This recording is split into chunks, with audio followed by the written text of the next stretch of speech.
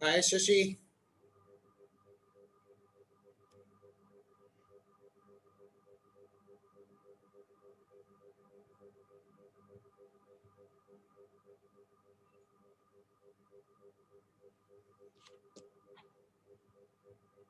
Hi, Ruchi. And hello Ashish. Hello. Hi. Hello भाभी जी। जी कैसे हैं? बढ़िया बढ़िया, बहुत बढ़िया, बहुत बढ़िया। देखिए,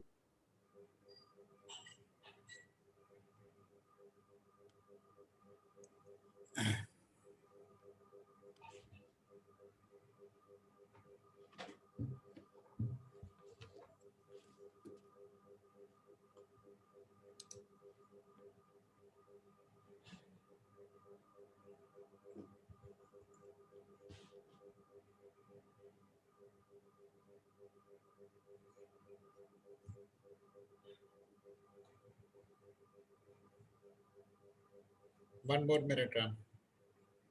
Okay.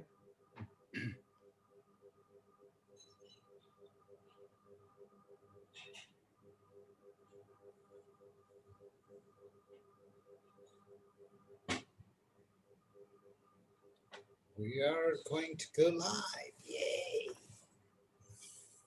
Shilpa is also joined. You will let her in? Yeah. Okay. Do you want me to? Yes, please. Hello, friends. Welcome to a very special session today. We really appreciate your taking out time and joining us on the weekend for this session. These are, how many of you would agree with me that we are going through very tough times, very tough, uncertain, and difficult times? And when you think in terms of difficult times, don't only think in terms of yourself, but people around us. Do you know somebody who has lost a job? Do you know someone who has has his business shut down? Know somebody who had a bereavement, or had difficulty in accessing healthcare. So there are a wide variety of challenges which people have faced. If you agree with me that these are uncertain and difficult times, please type UD in the chat box. And different people have had different difficulties. Some people find it difficult because they don't have money, and some people are finding it difficult because they are not able to spend money. They're not able to go on the foreign holidays. They're not able to buy their luxury cars. And all of this is taking a huge toll on the health of the people. There is stress in the relationships, people not able to sleep, and many other challenges that we are facing in these times. And there is so much of uncertainty with the new strains of virus that are coming in. So these are very difficult and uncertain times. But this is also a period when a lot of people have taken this as an opportunity to go deep inside and connect with their roots. In about 5 days from now, we hit the first anniversary of COVID lockdown starting in India. And many people took this as an opportunity to connect with their roots and have benefited tremendously from this journey of going inside. And it is in this context that I reached out to Sriram, and requested him to share with us the wisdom that is there in the ancient texts. Ram has studied Vedas, Upanishads, Gita, Indian, Western philosophy, Roman, Greek. He's studied extensively, and I could not find anybody better than him to talk to us on how the ancient wisdom can help us deal with some of the challenges that humanity is facing these days. Ram is the founder of Mind Matters, an organization he set up in 2006, and is one of the leading corporate training firms in India today. He's an alumni of IIT Roorkee, IIM Calcutta. He's worked in management consulting roles with Accenture, Piramal, and visiting faculty to IIM Kashipur. And he is an author. He has published 3 different novels. But before I hand it over to Ram, is it okay if I take a minute to introduce myself and mindful living to you? If it is okay with you, please type okay in the chat box.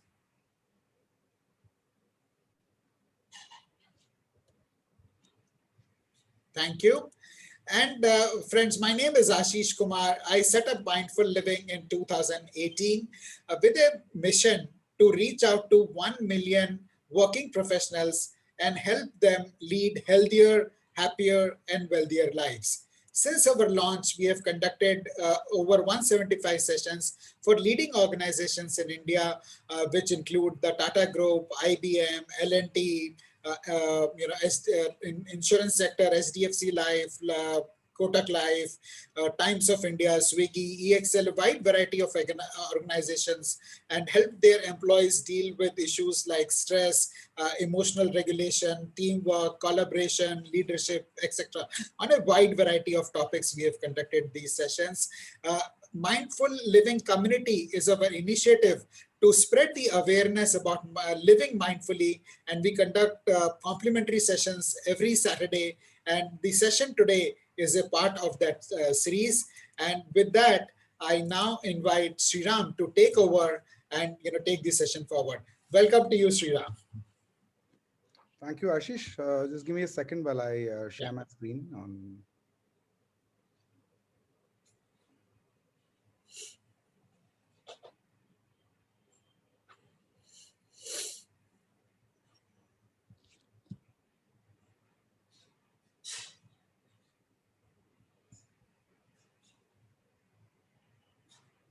Is my screen visible to everybody, and am I clearly audible? Yes, we can hear you and we can see the screen. Thank you. Thank you, Ashish, for those very gratifying introduction. It's a total pleasure to be here today. And thanks to all of you for taking time out on a weekend. I guess, as Ashish put it, these are difficult times. And we all have to find our own ways of dealing with it. Fortunately, most of the people that I've seen a lot of people deal with it pretty well. But I'm pretty well aware that there could be many who are exceedingly troubled in these times. So, ancient wisdom. I wanted to start by talking a bit about a couple of questions. Why ancient wisdom? These days, the shelf life of ideas is pretty short, right? Things that are in vogue just a couple of years ago are quickly substituted or replaced by new ideas, and the pace of change and innovation is increasing all the time. So really, one of the questions that one might ask is, how is something that somebody thought about centuries ago, or in some cases millennia ago, um, what's the relevance in our times? Weren't those times very different? Surely they wouldn't have faced the kind of challenges and complexity that we are facing today. So it's quite a natural thought. So before I dive into what that wisdom is, I wanted to spend a little bit of time talking about why it might still be relevant. uh, well um, ancient wisdom continues to be relevant for two reasons. One, the questions that troubled ancient thinkers remain the same. There are no, there are very few new questions really that emerge. Okay, um, and the other part to it is, you might find that some of the answers that they found, uh, they too remain the same. So it's useful to go back into what these questions are and what the answers might be.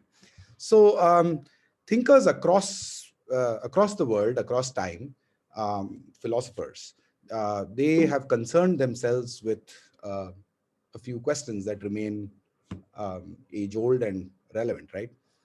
One of the first questions that the ancients dealt with, and when I say ancients, I'm not referring specifically here to any one part of the world. All the old civilizations, they had their share of thinkers, and they had pretty much the same questions. If you take uh, Indian ancients, the Chinese, the Middle East, the Persian, Mesopotamians, and the Greeks and the Romans, one of the most fundamental questions was the nature of the universe itself. So anybody, today, of course, we are, pollution prevents us from seeing the night sky the way it should be seen. But if you've ever had a power cut in a part of the country where, when the power goes off, um, unpolluted air, you see the Milky Way, you see the night sky, you see the stars, there is a sense of wonder. Um, there is a sense of wonder at what exactly are these stars, and how are we connected to them, how do they change, how do they move, and then you see it night after night, and you start seeing certain patterns, you start drawing shapes in the sky to begin with, and then you start having theories, you know and not just about the stars, about the earth itself, about the seasons, about uh, everything. So speculation on what constitutes the universe has always been an important strand of that thought. Uh, Immediately following that is from the external universe to human nature. Now, the mind of man is perhaps as complex as the rest of the universe outside, right? So that has always, again, occupied our minds. And then what's the connection between the two, human nature, and what's the relationship or link with the world outside? So there is an infinity outside, there is an infinity within us, and people have always kind of wondered about both of these things. In Indian philosophic tradition, it will be Purusha and Prakriti, which is Prakriti is nature and Purusha is the conscious being, right? Um, Also, another aspect that has concerned thinkers across the times is what is good conduct? How should we behave? What is right action? What is right behavior? Now, you can call it duty. You can, in the Indian context, you'll call it dharma. And this dharma is something, it's got many shades to it. There are many variants. So there is your sense of what is right conduct as an individual, as a person. So how should you act in a particular situation, given the situation? There is also the dharma that is assigned to you in a sense, but which you also accept as a member of a broader unit. So it could be a family, it could be a community, it could be a society. So I might have a dharma as an individual person, Sriram, but I'm also I have a family, and what's the right thing to do for your family, for your let's say my apartment building society. It could be any organization of human beings, because humans have always been social animals. And what then becomes interesting is what happens when these duties come into what I've worded it as seeming conflict. So, dilemmas, moral and ethical dilemmas are amongst the toughest things for us to deal with, because it's not a straightforward right versus wrong. It is right versus right, or in some cases wrong versus wrong. And those are some of the most, if you study the Mahabharata, for instance, take characters like Karna or Bhishma or any of those, they're such powerful characters. They still resonate with us thousands of years later, because, to be honest, maybe in many of those situations there were no good choices, right? It could be circumstances, it could be a prior commitment, whatever. So those deal with what happens when two duties come into conflict. Arjuna on the battlefield is a classic example. So he knows that this is what he's supposed to do. At the same time, they have his family, and so there is a loyalty and a kinship and a sense of gratitude towards everybody who pretty much brought them up, versus what you think is right thing to do, right? So correct human conduct has again been a topic for speculation. Also, goals. In the end, as human beings, given all this, what's a good goal to have? So some might be very conventional, like wealth, power, fame, success. So all the material aspirations that one has very naturally. So from the time you're a kid, then you're studying in class and you want to achieve something. It could be academic, it could be non-academic, it doesn't matter. Then there is there's a job, and there is personal wealth, and there's a certain sense of comfort, and then there is status. So Maslow's hierarchy actually works. So there are needs at various levels. So wealth, power, fame, success, that is one strand of goals that you can aim for. There is another one which is a bit more than the mere material. It could still be individual and personal, like for instance, good health, love, relationships, contentment, happiness, all of those things. So but they're still at an individual level. And there could be others that are at a broader level. So, mercy, compassion, charity, kindness, gratitude, all of these are broader goals. So, what is a good goal to aim for? Should it be one? Could it be multiple? Again, what happens when goals come into conflict? Again, these are all moral and ethical considerations that have always lived. None of these are easy questions.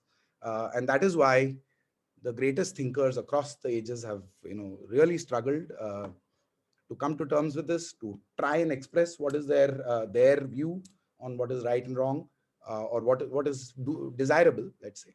And we still can't say that we found all the answers. No way, right? We're not even close. But it's a journey. So the questions, like I said, are perennial, are pretty much age-old questions. In terms of the answers, well, now specifically talking about different lines that have been pursued. Well, in Indian philosophy itself, of course, you have the Vedas and the Upanishads, which is the foundation. You have you have further a lot of texts which go further deep. There are at least 10 philosophical systems even within Hinduism, including pure materialism and even atheism, which is absorbed into Hinduism. So it's very much there. The Bhagavad Gita, of course, is a synthesis of many of these, at least 4 or 5 of these different systems. And the great thing about the Bhagavad Gita is I think it's quite accessible to people. Of all the Hindu texts, the Bhagavad Gita is the one that you can read, and you can, if you have a little bit of inclination, you can try and absorb. And it talks to you almost in a personal kind of way. And it's like I always say the Bhagavad Gita is like a good Maharashtrian or Gujarati thali. And I love thalis. The thing about thalis is there's a little bit of sampler of a lot of stuff, and you can pick and choose, what you think works well, and then you can dive deep into that, right? There is, of course, the Tirukkural, which is again very foundational text. Then, of course, Buddhism, Jainism. There's so many different systems and schools even within India. In parallel, Western philosophy, the ancient Greeks, I think, made a lot of progress in this field. Even before Socrates, actually, Socrates around 400 BC, but even before Socrates, there's a group of people called the pre-Socratics, Thales and Anaximander and Anaximenes and all those guys. So at least 700 BC we're talking about. And then, of course, the big three, which is the Socrates, Plato, Aristotle. They are the classic Greek philosophers. And then you have schools, the Stoics and the Epicureans and so on. Ancient Romans, who usually followed either the Stoics or the Epicureans, so took the base from them and then developed it further. I think, as is quite well known, sometime between the end of the Roman Empire and the Renaissance in Italy was a bit of a dark ages in Europe. So there wasn't much that happened from a philosophical perspective. There's a lot of religion. So it became theological more than philosophical. Though, of course, some of the greatest Christian theologians have also contributed quite significantly to philosophy. But the modern philosophy comes back with Descartes in France in the 16th century, 16th, 17th century, and then you've got Spinoza, Hume, Kant, and so many others. So you've got Western philosophy, and then there are other approaches as well, like I mentioned, Chinese and Christian, Islamic theology, and so on. So a lot of questions, a lot of great wise men have applied their minds to it. Now, I am in no way going to pretend that I'm going to cover even a small fraction of all of these questions. I will stick to one particular topic which I've chosen for today. But before I go to that, I'm going to start with a Sanskrit verse from the Kenopanishad, which I think is an appropriate starting for this session and for all acquisition of knowledge. It goes, Yasya matam tasya matam yasya na vedasah, avigyatam vijanatam, vijyanatam avijanatam. What this basically means is, if you think you know something, you don't know it. And a person who doesn't know it actually knows a bit of it.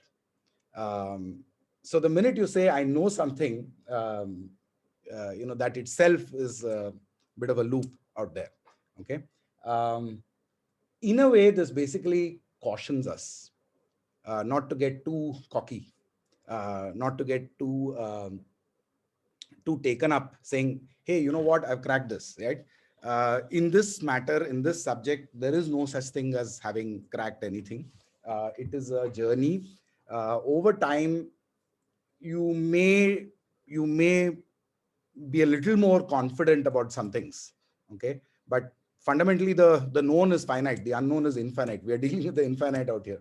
Okay. So it is our small limited human mind's best attempts to put a net around what we think we can capture in our little logic and reasoning and knowledge and all of that, right? So it's a very powerful verse from Kenopanishad. This is, by the way, and throughout I'm going to do this, I'm going to keep toggling between Indian and Western thoughts on the same thing.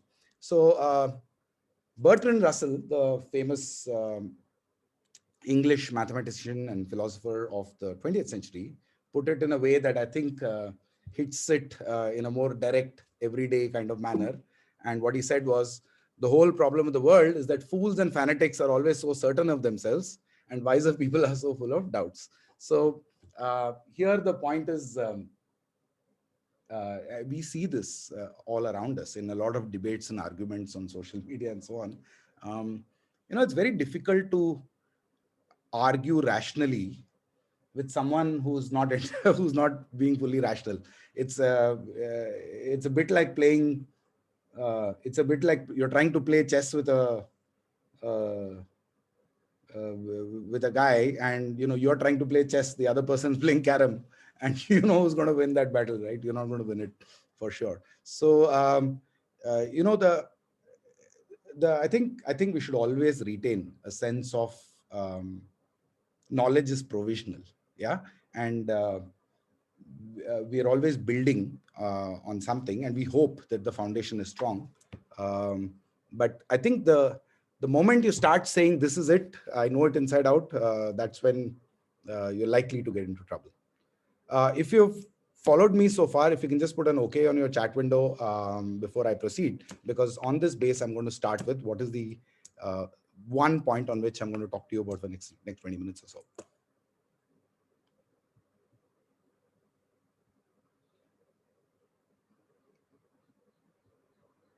Yeah, is everybody good? Thank you. Okie dokie. So out of all of that, I picked one theme, which I'm going to talk about.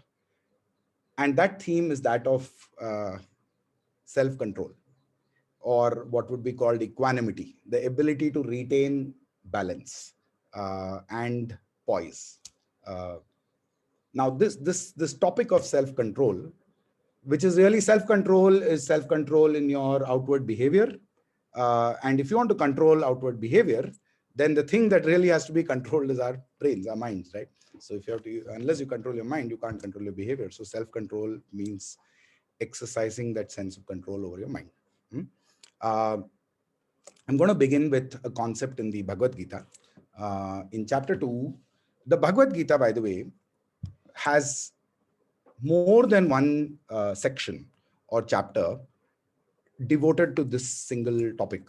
So it reappears in multiple chapters. So in chapter 2, there is this concept of the sthita prajna, which is basically a person of wisdom that is steady and is set. Yeah.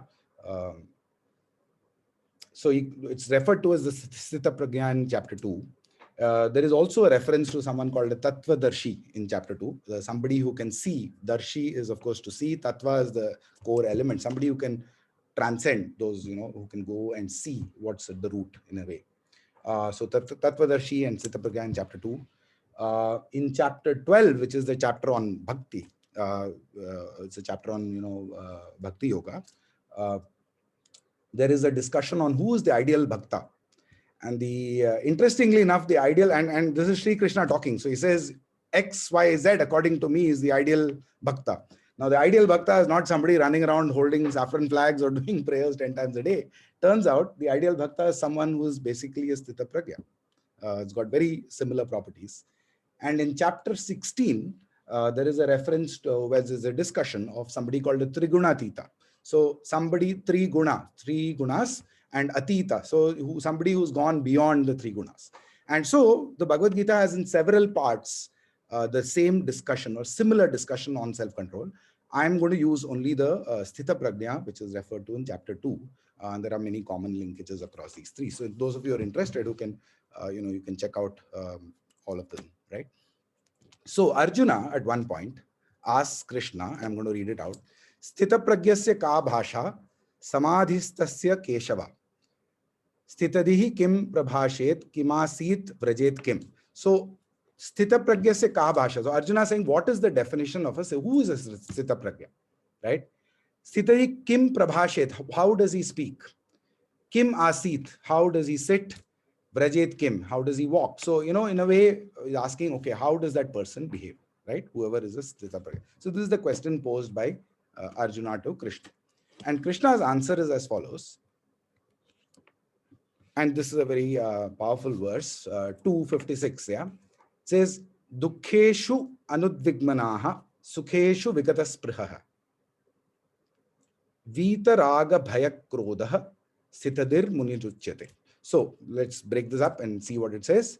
Dukkheshu anudvigmanaha. So somebody whose mind is not agitated or perturbed by adversity. So when you are in bad times, right? If you're able to hold your voice, yeah. Sukheshu vigataspriya. So who's not carried away by desire, pleasure in good times. So in bad times and good times. Vita raga bhaya krodha. Bhaya is fear, krodha is anger. Vita ragam is basically detachment. So who's devoid of attachments, fear and anger. So somebody who can be balanced in both senses, when you're on the downside and when you're upside, then such a person is called a person of steady wisdom, which is a Sthita Prajna. Sri Krishna goes on to say, Yahas sarvatran abhisnehas tatta prapya shubha shubham. Shubha shubham is shubha ashubham. So again, good and bad, right? Na abhinandanti, na dveshti, tasya pragya pratishtita. So the translation is written, who rejoices not in favorable situation, hates not in. Dveshti is hate. Abhinandati is like, right, in a way. So such a person's wisdom is firmly set. And elsewhere in the same chapter, and this is even before the question on Sthita Prajna comes, Sukha Dukkha Same Kritva Labha Labhau Jaya Jayo. Now this actually Krishna tells Arjuna, go out and fight. The second line in this verse is basically go out and therefore fight. So fight, but with no, no sense of victory or defeat, the Jaya Jayo, Labha Labhau, gain or loss. And Sukha Dukkha Same Kritva. So make it whether you are, plus or minus, it's the same, right? So this is the concept of this, core concept of the Sthita Prajna, which is expressed in the Gita. Now, I will show you a very modern expression of the same thing. Rudyard Kipling, the British poet, some would say the colonialist, of course he was, but amongst all those things, there are also good things that he wrote about. So there's a very famous poem called If, and I'm going to read it out for you. This is in English, so I think everybody can straight away get it. If you can keep your head when all about you are losing theirs and blaming it on you, if you can trust yourself when all men doubt you, but make allowance for their doubting too. If you can wait and not be tired by waiting, or being lied about, don't deal in lies, or being hated, don't give way to hating, and yet don't look too good, not talk too wise. If you can dream and not make dreams your master, if you can think and not make thoughts your aim, if you can meet with triumph and disaster and treat those two imposters just the same. Look at the word imposters. I think it's a very interesting word that Kipling has used out here. Triumph and disaster are basically imposters. He's calling them, it's like we are fooled by them in a way, right? So, of course, Kipling spent a lot of time in India. Jungle Book and all of that came. So I wouldn't at all be surprised if there was a direct, linkage between the core concept in the Gita and Kipling. By the way, these last two lines, if you can meet with triumph and disaster and treat those two imposters just the same, is actually printed in, I think, one of two. Either it's at Wimbledon or it's at the Lord's Pavilion, one of the two. Kipling has it, I forget which. But basically, it goes and tells all sports persons to go out there and do their best and not worry about the consequences of that, right? Okay, so that's Kipling. I'm now going to very quickly introduce to you another famous gentleman, and this is a person called Marcus Aurelius. Now, Marcus Aurelius was a Roman emperor. Now, the Roman Empire was the greatest empire of its times, and it was a very stable empire. Somewhere between 60 BC, which is when I think Julius Caesar converted the republic into an empire, and till at least about 350 AD. So that's a 400-year period, very stable, largest empire in the world, and so all of that. And Marcus Aurelius was the Roman emperor. So you can safely say that he was the most powerful man in the world at that time, and also probably the richest. Now, the thing is, Marcus Aurelius, he was adopted. He was, they had this system of, we didn't have an heir, you could adopt. So he was actually adopted at a pretty early age by the previous emperor. So he kind of knew that he would be the next emperor. But Marcus Aurelius, his temperament, he was a philosopher. So from a very young age, for him, the being an emperor was one thing, but his real heart was in philosophy. So he was a Stoic philosopher, and he kept a diary. And this is very important, the background to what Marcus Aurelius says. So hear me carefully here. Marcus Aurelius, throughout his life, he kept a diary where he made notes. And the interesting thing about this diary was, his diaries were, that he never intended it to be published. So it was not actually, he was not addressing anybody. It was not meant with one eye. There were others like Cicero and so on, who would often write stuff, but they always had an intention of publishing it, sharing it with the world, probably, fame and glory and all of that. Marcus Aurelius didn't write for anybody else. He wrote it for himself. After his death, they found his diaries, his papers, and then it was published. And it's a work called the Meditations. Okay. So these are a Roman emperor's most private thoughts. A Roman emperor and a philosopher's most private thoughts. So he addresses his own doubts. In fact, that first chapter of the Meditations, I don't think there is anything quite like it in all of published writing, Indian or Western. That first chapter is only a set of thank yous. It's gratitude to all the people who have helped shape him. So to his parents, to his grandparents, to his teachers, to other colleagues, to other people. And it's not just a thank you so on, because after all, he never intended to publish it. What he did was, he took each of them as a role model and basically said, this is what I learned from so-and-so. With so-and-so, his or her ability to deal with this kind of thing is what I admire, and I'm grateful for that. So, it's a very deep thank you in a way, because the thank you has never been said. So yeah, the Meditations is a book well worth reading because of the background to it. Yeah.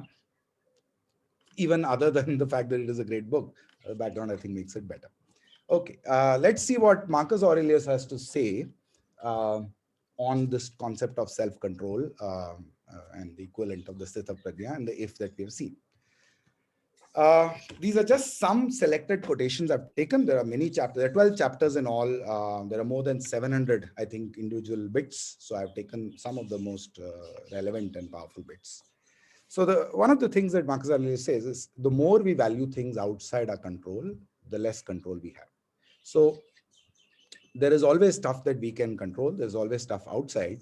And the more we start attaching a value to, I want this, and I'm not able to get it, and there's no way I'm able to influence it. When we start assigning more and more value to them, then we actually lose, the control that we have is lessened. It is not events that disturb people, it is their judgments concerning. So when something happens, let's say, an adverse event happens, I lost a job, right? So obviously it's not a good thing. It is a bad thing as far as I'm concerned. And I will start having worries, financial worries, other worries, and so on and so forth. So it is an adverse event. But what Marcus Aurelius says is, look, it is not the loss of the job that you need to deal with. It is your reaction to the loss of the job. So that reaction to how you lost your job is in the end what you can control. You have power over your mind, not outside events. Realize this and you will find strength. And he goes on to say, the universe is change. Life is all about judgment. So in the end, whatever happens outside, it is in the mind's power and ability to deal with it. And that is what we need to really focus on. All is as thinking makes it so. By the way, this all is as thinking makes it so reappears in Shakespeare's Hamlet, which is almost 800 years after Marcus Aurelius. In Hamlet, there is nothing good or bad, but thinking makes it so. It's a famous quotation. And of course, it's directly from Marcus Aurelius. Okay. Remove the judgment. This one is interesting. Remove the judgment and and you have removed the thought, I am hurt. Remove the thought, I'm hurt, and the hurt itself is removed. Now here, Marcus Aurelius is obviously not talking about, look, I don't think if there is a physical injury, for instance, you can just wish it away. Of course, there is pain and the body reacts to that and the mind cannot. I don't think the mind can fully detach itself from that kind of direct physical attack on the body. I don't know. It's a matter of debate. But most other things, the pain is not physical, it's mental. In the end, it's, he said this, she said that, and so on and so forth. And it causes hurt within us. And what he basically says is, you have it in your power, in your mind, not to react to that. And if you think that it's not going to hurt you, then the hurt itself can be removed. So basically, all our feelings, thoughts, emotions are basically reactions. External events they may trigger them, but in the end, it's our judgment and our reaction of the mind that affects us, not the external event itself. Someone does wrong, he does wrong to himself. Look at this. So many times we actually, somebody does something wrong to us, and look at the way I phrased it. He does something wrong to us, right? That's how we look at it. And what Marcus Aurelius says, nobody does anything wrong to you. You can only do wrong to yourself. So if somebody has done something wrong, it might affect you. If you can control your mind, you're not affected. And if that person does something, quote unquote, wrong, in the end, it can only wrong himself. So you can only wrong yourself. You can't be, you can't do wrong to others, and you can't have others doing wrong to you. That's the thought. The sinner sins against himself. The wrongdoer wrongs himself by making himself morally bad. And look at this, is one of my favorite ones. The best revenge is not to be like your enemy. So in the end, he says that, we want to take revenge. Well, not doing what the other person did, or not being like what the other person is possibly the best revenge you can have. So nothing external can really harm you. The only harm that can be caused by yourself. Likewise, any external agent ultimately only harms themselves. So now we have looked at this concept of self-control from three different perspectives: from the Bhagavad Gita, from Kipling's If, which is a very short but very powerful poem dealing with that, and from some of the thoughts of Marcus Aurelius. I will now move to the next part, which will take about 10 minutes before I take questions and so on, by another quotation from which now brings us to very interesting. Somewhere in the meditations, he says, and remember, he's writing this to himself. So he's saying, waste no more time arguing about what a good man should be one. So now this takes us from theory to practice, in the sense that, we think a lot about, okay, what is the right thing, what is the right action, whether this is correct or not. But in the end, you have to live it, right? You have to be a good person.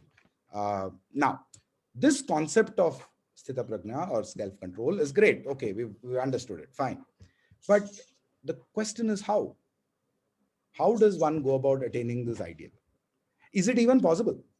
Is it too much of a, to be totally neutral, to be, and then what happens to all those, good human emotions, right? After all, when you hit a six and win the ball on the last match, there's a spike of pleasure associated with that, which is possibly one of your fondest memories 20 years later, right?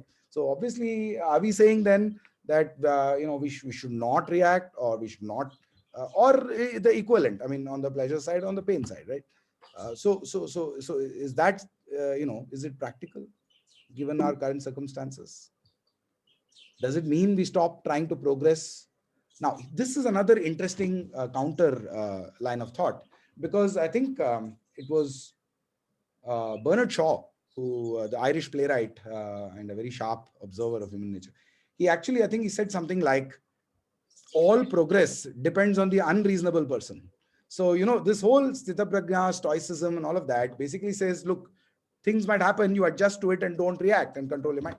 But what he's also pointing out, Bernard Shaw, is in the end, look, when the whole world is dark, when you don't have electricity, you have two ways to respond to it. You can either deal with it the way somebody stoic would, or you can say, I refuse to accept this darkness and I will do whatever it takes to invent a bulb or whatever. So all innovation, all progress, in a sense, also depends on you not being. In Bangalore, they have a saying, adjust madi, which is adjust to the. So to not adjust madi, if you adjust madi too fast, then you basically may not change or innovate or improve or progress. So that is a concern, and it's one that I don't have an answer to that, but it is definitely a line of thought also worth thinking about.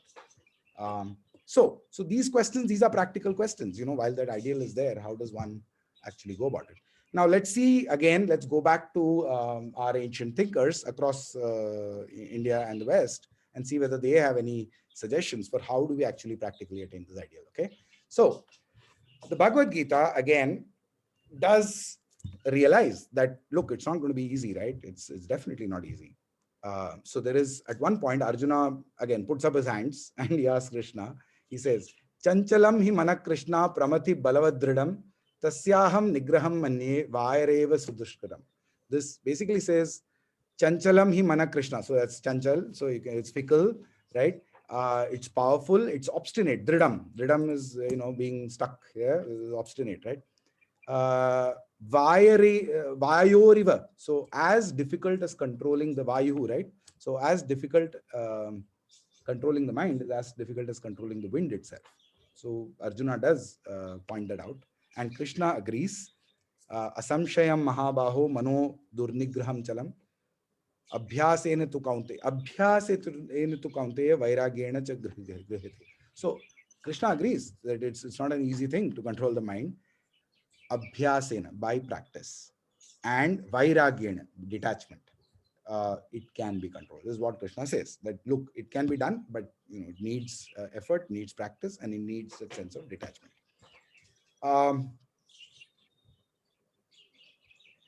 And one other verse I'm going to take from a different chapter. Purva abhyasena tena vihriyate hyavasho api saha.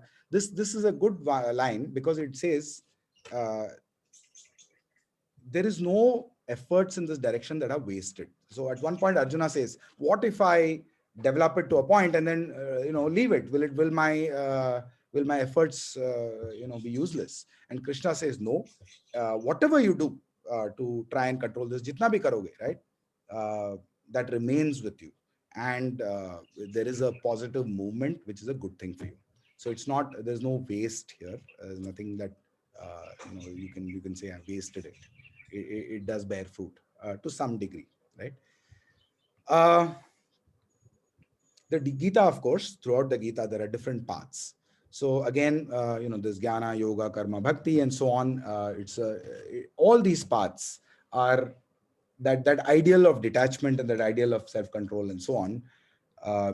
You can attain that through any of these paths. So through the path of knowledge, which is jnana, so you read and so on and so forth, absorb, try to apply, through yoga, through karma, through actions, and through bhakti. And which path you choose, and this is the Gujarati Thali bit, depends on, it's a question of your temperament. There are guna, sattva, rajas, tamas, and we are like, we are combinations of some of these characteristics. I think it's again a debatable or perhaps a discussable point on whether it's entirely pre-decided or whether your current actions also have an ability to shape those in some way. But basically it says, depending on your temperament, you could choose one or more or even a combination of these paths. And the important thing is the practice part of it. I'm also going to go to what Marcus Aurelius had to say about how to be a good person. I find this very powerful. Practice even what you despair of mastering. I really like this quotation because, some things we try and it comes easily to us, and some things we try and it doesn't come easily. And uh, there are, changing things like habits, changing things like instant responses and all of that. uh, it's a daily fight, it's a daily struggle, and it's a daily loss, because most of the time, even if you're aware that you're trying to do something differently or be, you don't succeed, and you keep failing and you keep failing and you keep failing on a daily basis. It can get very depressing, right? The temptation to just throw it away and say, chief, ye mere se nahi hoga, right, is very strong. But I think Marcus recognizes that, and he basically says, practice even what you despair of mastering. The soul becomes dyed with the color of its thoughts. So again, in line with what Krishna says, even do a little bit, it's not going to get lost. Here again, the more you do it, you keep, uh, you keep adding to that. This one I find, and this is again a warning. So this is a warning like the first one, yasyamatam tasyamatam, okay? The pride that prides itself on freedom from pride is the hardest of all to bear. So the day when you start, swelling up, saying, I have conquered this and I'm no longer proud, is that day you're proud, right? So the pride that prides itself on freedom from pride is the hardest of all to bear. So it's again a warning. Perfection of character is this: to live each day as if it were your last, without frenzy, without apathy, without pretense. Note the second point here, without apathy. It's so easy when you start looking at this to say, yaar, kya farak padta hai? Nothing matters. I won't do any damn thing. How does it matter, right? So it's very easy to say that. But neither the Gita nor Marcus Aurelius recommends being apathetic or being totally indifferent to whatever is happening. All of them encourage an active life. So thinking and acting. We can't, unless you want to go sit on a mountaintop or a monastery, different ballgame. But for most of us in the current world, we have to find our answers and we have to keep at it. That's all the theory that I wanted to share. I also wanted to share one little personal experience, very recent, which I think might. So I don't even remember the specifics of this, but it happened last week. So I thought it's something I would share. So, and it's a domestic kind of situation. So I think there was some incident to which I would normally have flared up. Okay. Hota hai. So something happens and then immediately there is a sharp spike in your mind. You say something sharp or whatever, right? And I did say it at that point. Okay. So it's not that I didn't say it. Of course I said it. But once you've said it, right, or once you've reacted that way, now at that point, there are 2 or 3 options that you have. Once you've said it, somebody said something, you've said something. Now there is a classic, battle that can happen, right? You can either walk away and you can say, let it sort itself out, which might sort itself out in 3 days, 4 days, 7 days, whatever time it takes. And remember, when it sorts itself out like that, there is always hurt on both sides, right? Or wherever, right? So there's always that. So you can do that. You can escalate it. And there have been situations when I might have escalated it. So where, chalo yaar, isko fir aur badhate, right? Or you can douse the flames then and there, right? So the interesting thing that happened was that this happened. I said something, there was a reaction, and within about 5 minutes, I was standing there. I immediately, one thought came to mind. Yaar, Marcus Aurelius kya karta is situation? Okay, so that question came, and when that question came, I realized that look, if I really believe in it, then I should not let it bother me. And I actually, okay, so I did, and it got sorted out beautifully. Okay, 10 minutes later, end of story. But here's the thing. I don't think we can be, we can reach that ideal perfection. Ideal perfection would basically say, don't react at all in that moment, okay? Or don't let it affect you at all, right? I don't know. Maybe some really enlightened souls might have reached that point. All I can say is 2 things. One, that awareness in that moment of ye ho raha hai, okay? And this is how my mind is getting affected, and here's what I can do. See, we normally reach that detachment, that vairagyam, after some time has elapsed. So normally it would be next day that you would be able to sit back and think, "Arey yaar, okay, now I can sort." When the anger is cooled down, when the all that is cool, then you're able. It could be next day. If it is really major, and I've had cases of that, it could be years. I mean, there are personal relationships broken where it takes many years, even a decade, for you to reflect back and say, you know what, I think I was being foolish, or I think I should have done something differently, or I think, or or even an understanding saying, you know, I still don't agree with what that person did, but us bande ka nature hi aisa, ab kya kare, you know, the acceptance of the other person, whatever they are, right? So these things happen with time, with detachment. So I think from a practical perspective, the best that we can hope is to try and be aware of what the mind is going through, how you're reacting, and what your reaction should be, as far detached and objective as possible, as close to the event as possible. And if you can do it, you know, even half an hour later, it's still better than letting it fester for, right? So I will end on this note, just a small little personal example. I'm happy to take questions, and Ashish, I'll hand over to you at this point. Yeah, thank you all. Thank you, Sriram, for that very awesome, very balanced session. And before I share my own takeaways from the session, I'll just like to request everybody to share their feedback on the session. We have been seeing your comments, which is saying some of those comments are amazing session, but we would also appreciate if you could share them in a Google form, which will take you less than a minute. I'm just putting the link on the chat.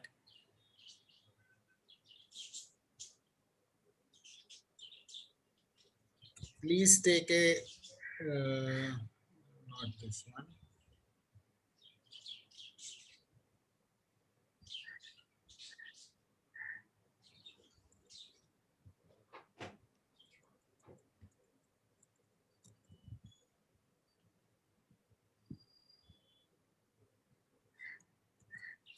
Yeah, please take a minute and fill out this feedback form. We have timed it. It will take you actually less than a minute. And then we will open up the session for Q&A. I'm just going to go grab a glass of water and come back. Okay? Sure.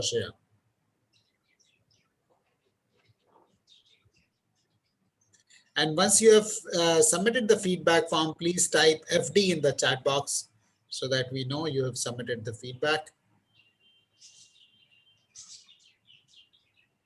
Thank you, Ruchi.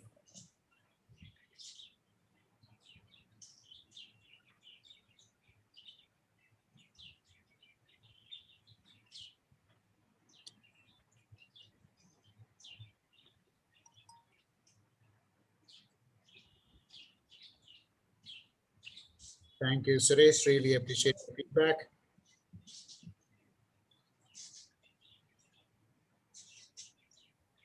And while you are doing your feedback forms, I'd also like to share with you the links to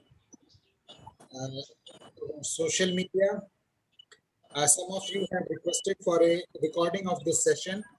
So the recording of the session will be put up on our blog, and you can access it there.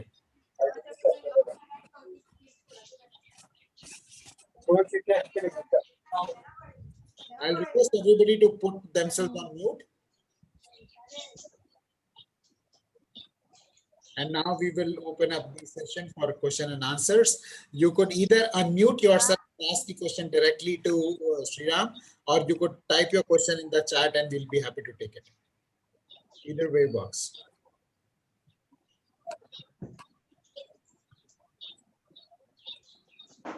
Ram, could you please stop sharing your screen?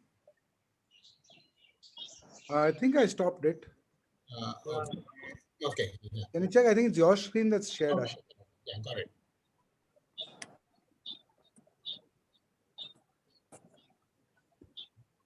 Thanks, Rajiv.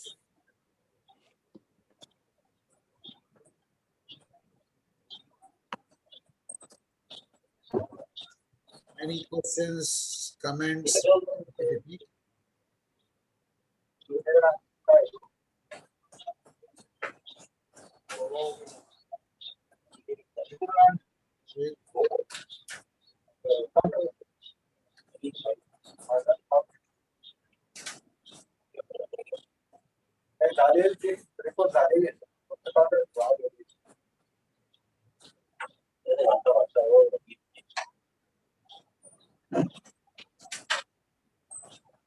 So while we wait the questions and comments to come, Ram, I would like to share my takeaways on some of the things that you spoke about. And I think awareness is one key thing, that matters a lot in managing ourselves and the situations around us. And another very important point you made was about the controlling of mind. And I think what works best for me is, rather than trying to control, is to observe the mind, which is also related to self-awareness. And when we are observing, it then you start realizing that there are wave-like patterns in the minds, and everything is anitya, and nothing that the mind is thinking is permanent. And then you realize it, then you handle it accordingly. So that was another thing. And I think that point you made about sin, which is doing wrong against yourself. We think of sin in terms of doing wrong against to others, but even actually sinning against ourselves, which is very important. So those were some of the key takeaways for me. Yeah, absolutely, Ashish. Yeah, that's pretty much the core points that I want to. Yeah.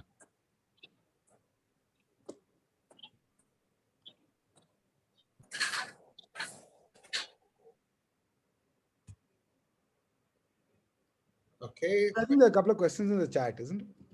Are there? So can I read it out and Yeah, please. So I think Shashidhar, right? A very basic question. That's right. Yeah, thanks. I was just about to. That's right. So why is being poised, equanimous considered so important? Without getting into why is it not fine to cry at a failure and celebrate a victory? I think Shashidhar, in my opinion, yeah, it is absolutely fine to both cry at failures and celebrate victory. That is what I was trying to say, that it is not about being apathetic. Because as human beings, we don't want to become a tree, right? A very essential part of our nature as human beings is to be, to experience those emotions. And there's very, if we do away with all of that, hum bhi ped ho jayenge na. We don't want to do that. yeah. So I think it's only about not letting them control you. Emotions are very powerful and they can drive you. In some cases, drive you away. So it is basically about the mind as a rational part, and there is an emotional part to it. It's only a question about who's in control. And I think by and large, almost all the thinkers that I've read have basically said, make sure that your reasoning part is in control. In the Gita itself, actually in the Kathopanishad, there is a concept of a Ratha Kalpana. So I will try and explain that as fast as possible. There is a couple of verses to do that. Please. The senses, our senses are the horses, right? The ghode hote. So Yeah. provide the driving force. But the charioteer has to be in control, right? That's the mind, that's the intellect, right? So you don't want the horses to run away. Not to say that you shouldn't have horses. Of course you should, right? Yeah. So where I'm coming from is, it's very easy to be, stoic, not from the philosophy point of view, but English word stoic, unfeeling. Very easy to become unfeeling and apathy. So, that's what I was trying to understand. Fantastic. I'm not pleased. Your knowledge is amazing. The breadth is amazing. Marcus Aurelius is also one of my favorite figures, but I didn't know so much of it. I just know that he banned the gladiatorial games. Yes. And so that perspective. So please don't mind me asking. No, not at all. In fact, I'd also just add that the English word stoic, right? The way in which that is not a proper representation of the actual word stoic, right? It does not mean apathy or indifference. It actually means all the things that the Stoic philosophers said. By the way, Marcus Aurelius was also blessed with a son who was quite terrible. Yes. Commodus, and he turned out to be a complete nightmare. Tyrant. Emperor, yes. Right? Yes. So it happens to the best of us. I mean, and you can then argue about I think he felt his inability as a father to influence very, very deeply. and it comes out in the meditations. Actually, if you read the meditations, knowing that I this will. is never intended to publish them, it's a different feeling altogether. Wow, this is something I learned. Fantastic. I know. Just one other point. Philosophers, when you say, and again, when we Kipling and for a long time, even mathematicians were called philosophers. Isaac Newton was actually a natural philosopher till somebody coined the term mathematician. Yes. So again, so my point, so my question, or what I'm asking is, I'm not trying to, so yeah, how is it, mathematics, when you're sitting down writing, because it's very important to tell the kids, because what I'm struggling with right now is more than me, is how to teach the kids to be equanimous, because they're not able to grasp the concepts. It's a different level for them. So I'm trying to just take away from that perspective also, which is why I try giving them stories like actually. I think there's a couple of angles to your comment there. First of all, I would say kids, equanimity, no, don't teach them that. Okay. Let them Okay. be kids, let them, the day kids start controlling their minds a lot, I would really start worrying. Okay, so let Fair them, enough. that's for, adulthood, I would think. Subject, of course, to temperament. So some kids are naturally more expressive, and some might be very controlled from a very early age. So if they are, then they are. But if they aren't, then I would definitely not try to, unless it's an extreme kind of thing that you. Now, coming back to your Isaac Newton question or statement, see, there is a reason why the highest degree in all science is a PhD. It's a doctor of philosophy. Right. Oh, right? yeah. Yeah, Yes. that is why it is a PhD. So Yes. the all of science and all of maths is basically, in those age-old questions, the first one that I put down was, what do we, our curiosity and speculation about what is the universe, right? Um, Right. and that has always been a very important part of it. So the first scientists were actually called natural philosophers. Absolutely right. Guys like Plato, Aristotle, Yeah. all the pre-Socratics, they were very much, they were well. Somebody like a Pythagoras, for instance, Yes. is a very, very important figure in pre-Socratic philosophy, and we know him because of his theorem.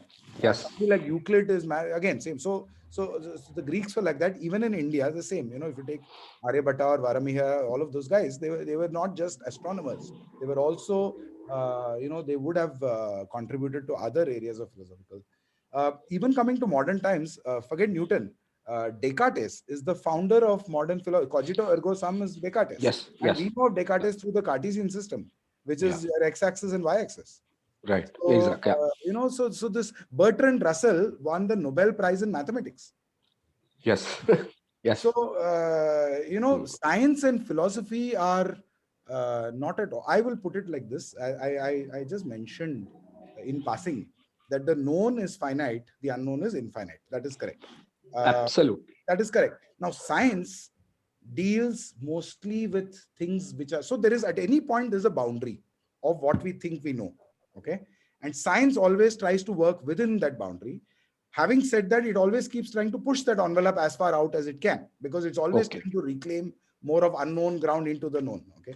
Now, philosophy jumps across and makes wild speculations about things that might be well outside of that. So there are, all the philosophers, they've had guesses, Right. leaps of faith on things that are way beyond what is accepted scientific knowledge at the time. Many of them turn out wrong, okay, naturally, because you are speculating. Some of them get it spot on. So, science and philosophy are, there is a, it's not a cut and dried, there's no Okay. boundary between as such. Okay. Fine. Thanks. One last thing, not to hog all the time, your time, because I'm sure others. See, right, kids don't need to know to be apathetic or equanimous, but resilience. In terms of what is it, what, not just kids, even adults, one, at least I think, if I cannot be economist because I'm not that evolved, but I want to be resilient. Yeah. To situations, and the situations are in. So what is your advice on that?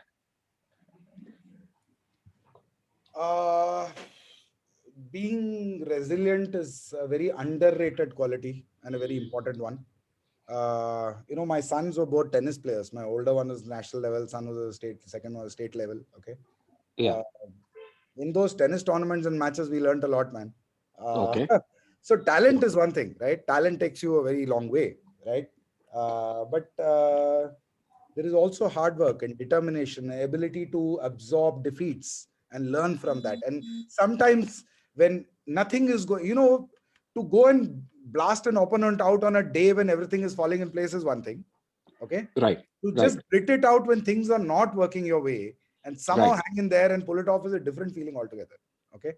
Hmm. So Right. if any of your kids are interested in sports, for instance, or if you are interested in sports, I will just direct you to one Mr. Rahul Dravid, Okay. Okay. who I think is, you can just go copy paste what he's done, what he said. That Right. can be a template for what you want. Resilience, Right. don't look far from me. Fair enough. Thanks a lot. Thank you. Cheers, pleasure. Thank you, Shashi, for those interesting questions, and Ram, very interesting perspective. Yeah, absolutely. Thanks a lot. Thank you, Ashish. Thank you, Ashish, for organizing. Are we all done then? Yeah, looks like no more questions even in the chat. So we can draw the session to a close. We thank each one of you for taking out time for joining us, and thank you, Sriram, for Thanks. sharing so much. It's like literally Gagar mein Sagar. In half an hour you've packed about 2,000 or more than 2,000, 5,000 years of philosophy and so many different strands of philosophy to have a different perspective. And one thing which comes out clearly is that we tend to brand this as Indian, Western, Greek, Roman, but I think it's all humanity, and it's the evolution of humans and thinking process and how we are interconnected. What Marcus Aurelius is saying about equanimity is the same thing which is there in Gita also. The way I look at it, Ashish, there's only good and bad thought. Country of origin ka koi farak nahi padta. Yeah, absolutely. It's so it's amazing. Thank you, everybody. Thank you. Cheers. Thank you, Sriram, for sharing Bye. insights. And have a lovely weekend. Have a lovely evening. Everybody stay safe and happy Janta Curfew anniversary, which happens day after. All right. Bye, Okay. guys. See ya. Thank you. Thank you, everyone. Thank you, Srinath. Thank you. Thank you. Thank you, Ashish.